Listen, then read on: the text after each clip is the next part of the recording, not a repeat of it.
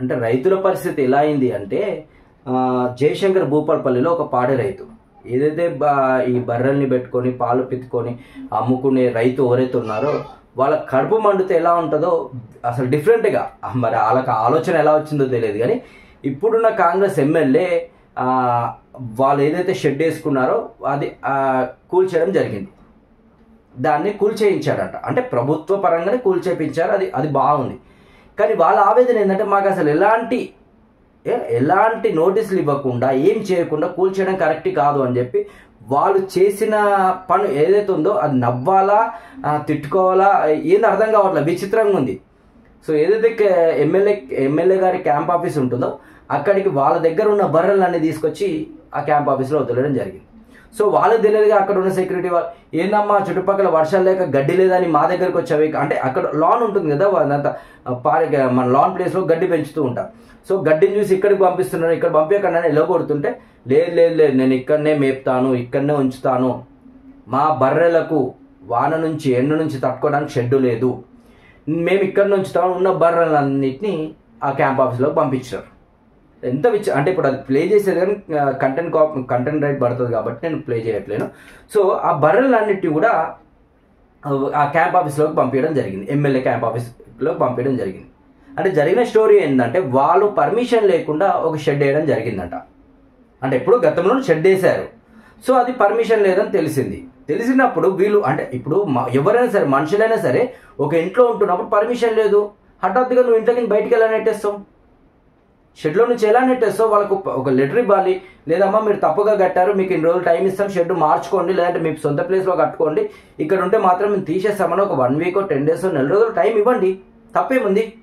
అంతే అని హఠాత్తుగా వర్షాకాలము ఎట్లా తట్టుకుంటే అవి రాళ్ళు పడుతూ ఉంటాయి, రాళ్ళ వర్షాలకు పడితే ఆటోమేటిక్గా అవి నెత్తికి తాకి బాడీకి తాకితే చనిపోయే సిచ్యువేషన్ కూడా ఉంటాయి కదా అవి.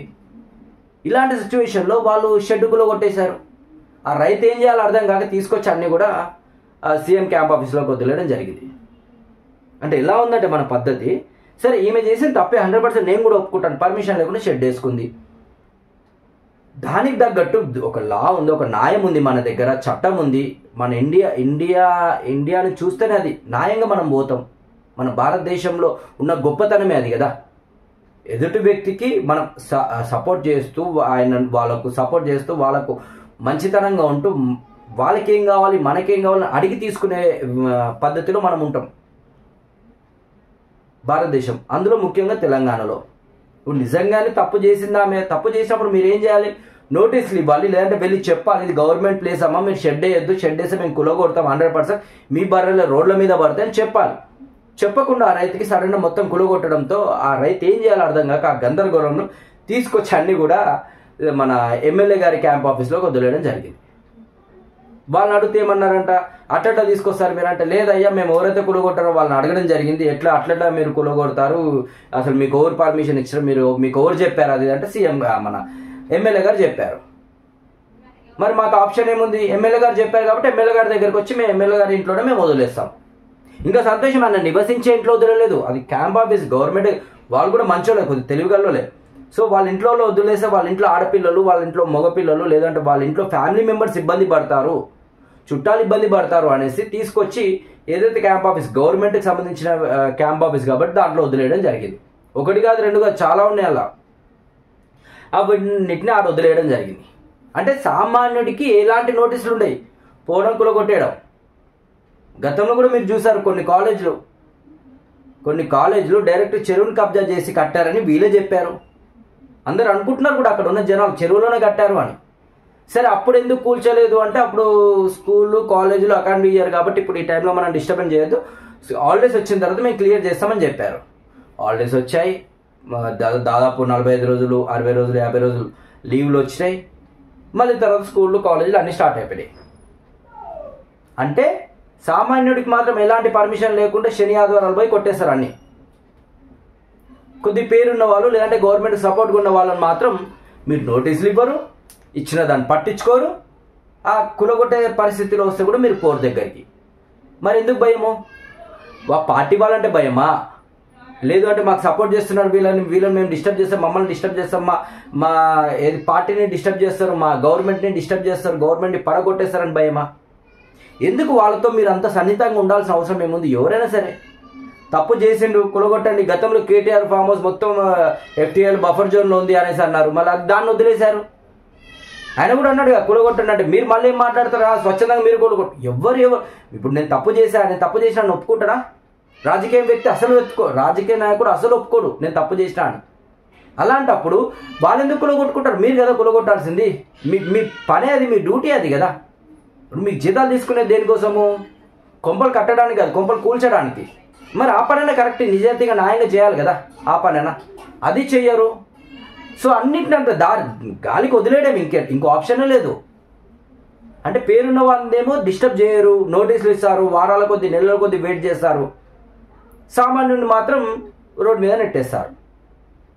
ప్రజలు అదే అనుకుంటున్నారు కదా. ఇప్పుడు ప్రభుత్వం ఏం చేస్తుందంటే, ఇప్పుడు ఎక్కడ పోయి మనం మైక్ పెట్టినా వాళ్ళు మాట్లాడతారు ఏమని.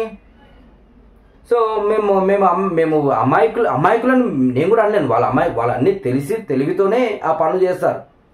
కానీ ప్రభుత్వం మానవత్వంతో ఆలోచించి స్టెప్ వేయాలంటే ఆలోచించాలి కదా. ప్రభుత్వం అనేది చిన్న వ్యవస్థ కాదు, చాలా పెద్ద వ్యవస్థ. రాష్ట్రంలో ప్రభుత్వం అనేది కీలకమైన నిర్ణయాలు తీసుకునే కీలకమైన సంస్థ అనుకోవచ్చు, లేదంటే ఒక రాష్ట్రానికి సంబంధించిన పెద్దన్న అనుకోవచ్చు, ఒక తల్లి తండ్రి అన్ని రాష్ట్రానికి. గవర్నమెంట్ ఏంది అంటే ఈ రాష్ట్రంలో ఉన్న ప్రజలందరినీ కాపాడడానికే గవర్నమెంట్ ఉండేది. ఆ గవర్నమెంట్లో ఇన్వాల్వ్ అయిన సీఎం కానీ, మినిస్టర్లు కానీ, ఎమ్మెల్యేలు కానీ, ఎంపీలు కానీ, సో ప్రజాప్రతినిధులు అందరూ కూడా ఈ ప్రజలకు ఒక అండగా నిలబడడానికే వీళ్ళని ఎన్నుకుంటారు. ఒక మనిషి నచ్చితేనే ఆయనకు ఓటేయగలుగుతారు. కొన్ని విషయాలు పార్టీలను చూడరు. అరే ఈ వ్యక్తి మన రాష్ట్రానికి ఏదో చేస్తాడు, లేదంటే మన నియోజకవర్గానికి ఏమో చేస్తాడు, మన మండలానికి ఏమో చేస్తారని వాళ్ళని ఎన్నుకోవడం జరుగుతుంది. అలాంటి వాళ్ళు మీరు వాళ్ళ నెత్తినే భస్మాసురులాగా చేయబెడితే ఎలా అవుతుంది? సో ఇప్పుడు ఆ లేడీని చూస్తే, అమ్మని చూస్తే తీసుకొచ్చి బర్రెలను అన్నిటి కొట్టేసింది. అలా ఇప్పుడు ఆ లేడీ క్యాంప్ ఆఫీస్లో ఉంచడం జరిగింది. మరి వాటికి దారేంది? సరే ఈమె తప్పు చేసింది, ఆ మూగజీవులు ఏం చేసింది? ఆ మూగజీవులు ఏం చేశాయి? ఇప్పుడు మన దగ్గర చట్టాలు ఉన్నాయి. కొన్ని జీవాలను మనం పెంచొద్దు, కట్టేయొద్దు ఇంట్లో, పాపం, లేదు అంటే దాని మీద కేసులు ఉంటాయి, అవి ఉంటాయి కదా. మరి ఆ జీవులు ఎట్లనో ఇప్పుడు ఈ జీవులు కూడా అట్లనే కదా. ఇప్పుడు ఆల్మోస్ట్ రాష్ట్రంలో ఉన్న ఒక 4-5 కోట్ల జనాలు అయితే అలా దాదాపుగా 3-3.5 కోట్లు ఆ పాలు తాగుతూ ఉంటారు. పాలతోనే బతకటోళ్ళు చాలామంది ఉన్నారు. దాని మీద జీవం ఉంది. చాలామంది వ్యాపారం చేస్తున్నారు పాలతో. మీ గురువుగారు కూడా అదే కదా, హెరిటేజ్ నడిపిస్తున్నారు. మరి ఇవన్నీ ఇదే పాలతో ఇంతగా ఉన్న ఈ జీవుల్ని ఎండకు వదిలేసి, వానకు వదిలేసి, మరి అది తప్పు కాదా? పాపం కాదా అది? ఆ మూగజీవులను హింస పెడితే తప్పు కదా. వాళ్ళు నోటీస్ ఇవ్వండి, మీరు చేసింది తప్పు అని చెప్పండి. చెప్పిన తర్వాత వినకపోతే ఒక వారమో, నెలనో, 2 నెలలో టైం ఇచ్చేసి తీసేయండి. అంత అడావిడిగా తీయాల్సిన అవసరం లేదుగా, తీసేయండి. అంతేగాని హఠాత్తుగా వచ్చి కులగొట్టడము. ఇప్పుడు ఆమెనే వాస్తవానికి ఇప్పుడు ఆమె కట్టుకోవడం తప్పు, ఆమెకు ఆలోచన ఉండాలి, కట్టుకోవడం తప్పు, ఆల్రెడీ హైడ్రా నడుస్తుంది, మరి ఏ క్షణం వచ్చి కులగొట్టేస్తారు అని తెలియాలి ఆమెకు. కానీ ఆమె అనుకుంది లేదు మొత్తం అదే కదా, నేను కట్టేసింది బర్రనే కదా అని అనుకుంది. నువ్వు సామాన్యురాలు కదా, నువ్వు బర్రలుగా చిన్న ఒక 2 ఫీట్ల మందం కట్టినా నీది వచ్చి కులగొట్టేస్తారు. ఎందుకంటే సామాన్యులకు ఎలాంటి భద్రత ఉండదు మన రాష్ట్రంలో, మన ఇండియాలో. అగ్రకులాలకు, బిజినెస్ మ్యాన్లకు, లేదంటే రాజకీయ వ్యక్తులకు, పలుకుబడి ఉన్న వాళ్ళకే ఏదైనా అది. ఇప్పుడు ఎందుకంటే రాష్ట్రాన్ని బతికించేది రైతులు, వాళ్ళకు అసలు లేదు. రైతే రాజు అన్నారు. రాజు కాదు కదా, రాజు దగ్గర ఉండే బండ్రోడ్కి ఇచ్చే వాల్యూ కూడా రైతులకు ఇవ్వరు. అంత దారుణమైన పరిస్థితి ఉంది.